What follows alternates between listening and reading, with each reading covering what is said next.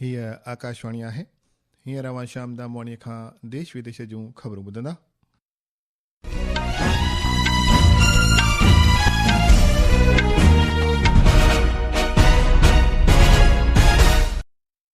सभ खां अवल अहम ख़बरूं। प्रधानमंत्री नरेंद्र मोदीअ खे इथोपिया जे अज़ीम सन्मान द ग्रेट ऑनर निशान ऑफ इथोपिया सां नवाज़ो वियो आहे। श्री मोदी अॼु इथोपिया जे पार्लियामेंट इजलास खे ख़िताब कंदो। प्रधानमंत्री नरेंद्र मोदी टिनि मुल्कनि जी पंहिंजी यात्रा जे टे ऐं आख़िरी तबके में अॼु शाम 2 ॾींहनि जी यात्रा ते ओमान पहुची रहियो आहे। सदर मोहतरमा द्रौपदी मुर्मू अॼु तमिलनाडुअ जे वेलोर में आयल श्रीपुरम स्वर्ण मंदिर में पूजा अर्चना कंदी। रिवायती इलाज ते आलमी सिहत संगठन जो ॿियों आलमी सम्मेलन अॼु नई दिल्लीअ में शुरू थी रहियो आहे ऐं दिल्ली सरकार हवा जी आलूदगीअ वारे मसइले सां मुंहुं मुक़ाबिल थियण वास्ते सख़्त क़दम खयां आहिनि। तफ़सीलवार ॿुधंदा। प्रधानमंत्री नरेंद्र मोदीअ खे अज़ीम सन्मान द ग्रेट ऑनर निशान ऑफ इथियोपिया सां नवाज़ियो वियो आहे। भारत ऐं इथियोपिया जे रिश्तनि नातनि खे मज़बूत करण ऐं हिकु आलमी सियासी नेता तौरु श्री मोदीअ जे दूरंदेशी नज़रिए लाइ खेसि इहो सन्मान इथियोपिया जे प्रधानमंत्री डॉक्टर अबी अहमद अलीअ ॾिनो। इन मौक़े ते श्री मोदीअ चयो त इथियोपिया विश्व जे क़दीम सभ्यताउनि मां हिकु आहे ऐं इहो सन्मान हासिल करणु खेसि लाइ फ़ख्र जी ॻाल्हि आहे। श्री मोदीअ चयो त यह सम्मान उन अनगिनत भारतीयों का है जिन्होंने हमारी साझेदारी को आकार दिया। 1896 के संघर्ष में सहयोग देने वाले गुजराती व्यापारी हो, इथोपियन मुक्ति के लिए लड़ने वाले भारतीय सैनिक हो या शिक्षा और निवेश के माध्यम से भविष्य संवारने वाले भारतीय शिक्षक और उद्योगपति। श्री मोदीअ अॻिते ईअं बि फरमायो त हम भारत इथोपिया संबंधों को स्ट्रेटेजिक पार्टनरशिप उस स्तर पर ले जा रहे हैं। ये कदम हमारे संबंधों को नई ऊर्जा, नई गति और नई गहराई प्रदान करेगा। हमें हमारे सहयोग के प्रमुख आयामों जैसे economy, innovation, technology, defence, health, capacity building और मल्टीलेटरल कोऑपरेशन पर विचार विमर्श करने का मौका मिला। इन खां अॻु थियल बैठक दौरान ॿिन्ही अॻवाननि मुतहिद जमायत शांती रक्षा अभियाननि जी तरबियत, सरहदी ढल मामलनि में साथ सहकार, इथियोपिया जी विदेश वज़ारत में डेटा सेंटर जी स्थापना वाबस्ता सहमति पत्रनि ते बि दस्तख़त कया।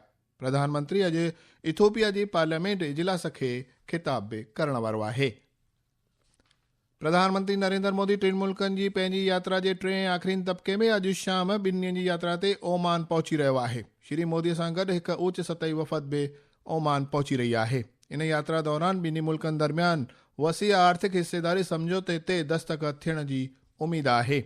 ओमान में भारत जे सफ़ीर जीवी श्रीनिवास आकाशवाणीअ खे ॿुधायो त कुझु ॿियनि समझौतनि ते पिणु दस्तख़त थी सघंदा आहिनि। पेश आहे प्रधानमंत्री सां गॾु वियल असांजे खातो जो हिकु ख़ासि अहवाल।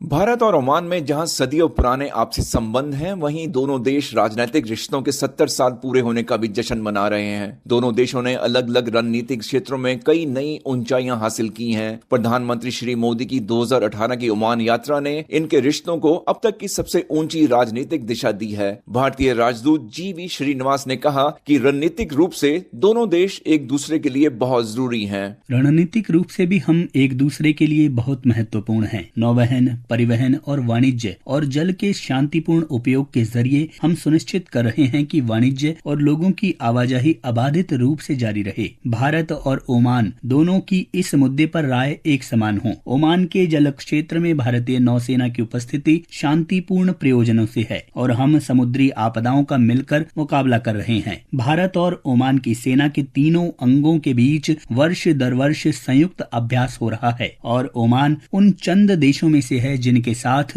भारत ये अभ्यास कर रहा है। भारतीय प्रवासियों का योगदान भी यहाँ बहुत बड़ा है। वे ओमान सरकार सहित लगभग हर क्षेत्र में हैं और ओमान की सफलता में अपने योगदान से दोनों मित्र मुल्कों के बीच रिश्तों को और मजबूत बना रहे हैं। ओमान से आकाशवाणी समाचार के लिए मैं राजेश बाली।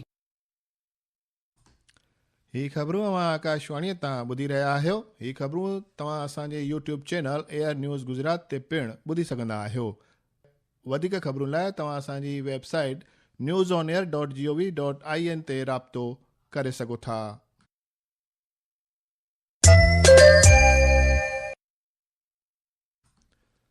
सदर मोहतरमा द्रौपदी मुर्मू अॼु तमिलनाडु जे वेलूर में आयल श्रीपुरम स्वर्ण मंदिर में पूजा अर्चना कंदी। हूअ मंदिर जे अंगण में ध्यान मंडपम जो इफ़्तिताह बि कंदी ऐं हिकु वण पोखण वारे कार्यक्रम में भाग वठंदी। अव्हांखे ॿुधायूं त सदर मोहतरमा डिसंबर 22 ताईं कर्नाटक, तमिलनाडु ऐं तेलंगाना समेत 3 राज्यनि जे हिकु हफ़्ते जे दौरे ते आहे।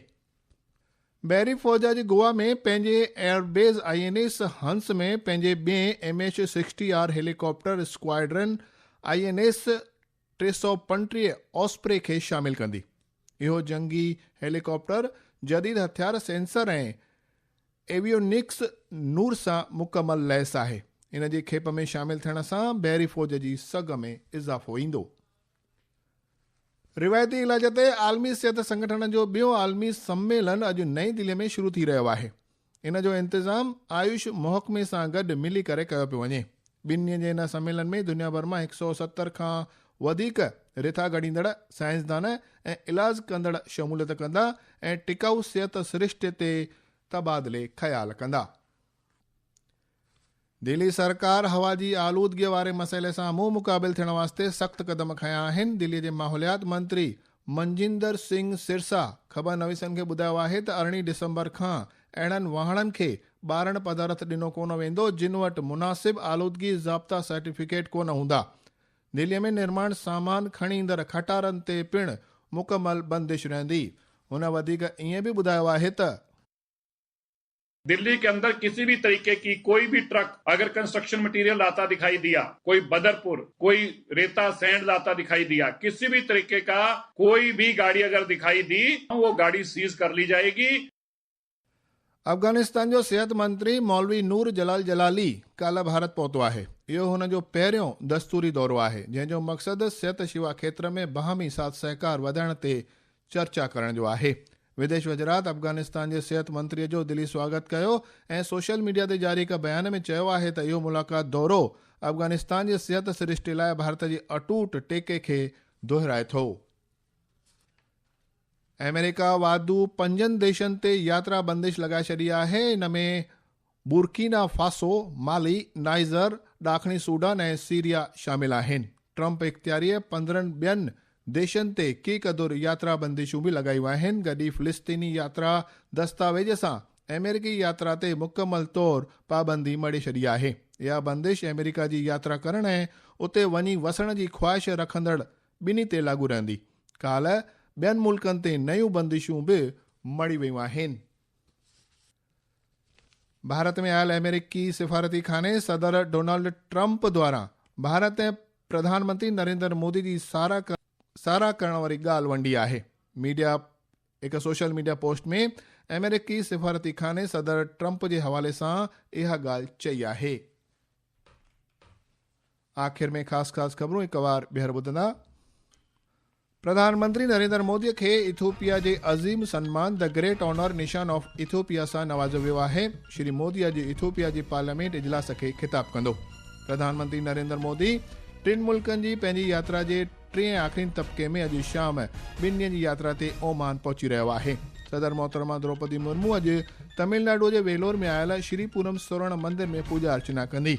रिवायती इलाज ते आलमी सिहत संगठन जो ॿियों आलमी सम्मेलन अॼु नई दिल्ली में शुरू थी रहियो आहे ऐं दिल्ली सरकार हवा जी आलूदगी वारे मसइले सां मुंहुं मुक़ाबिल थियण वास्ते सख़्त क़दम खयां आहिनि।